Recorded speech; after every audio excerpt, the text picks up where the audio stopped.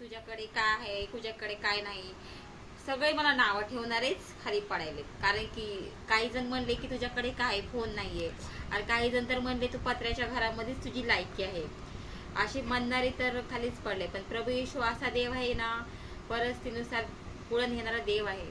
प्रभूंनी मला घर दिलं भिंतीचं. जे नावं ठेवणारे लोक होते सगळे म्हणले की तू पत्र्याच्या घरात राहायचे, पण देवानी बिना डिपॉझिटचा हा मला भिंतीचा रूम दिला. परत माझी एक साक्ष आहे, प्रभूंनी माझ्याकडे एक बी फोन नव्हता, एक फोन नव्हता, छोटा फोन होता. सगळेजण मला हसायचे की अरे हिच्याकडे छोटा फोन आहे, हिच्याकडे तर फोनच नाही, छोटा आहे. सगळे हसायचे मला बघून, एवढ्याशा फोन मध्ये दिसतं का. पण प्रभूनी आता माझ्याकडे 2-2 फोन आहेत. जे लोक मला नावं ठेवत होते ना, आता तेच लोक म्हणतात की हिच्याकडे अरे 2-2 फोन आहेत. म्हणून माणसाने कधी बी घमंड करू नका, कारण की परिस्थिती तशीच राहत नाही, सुधारते.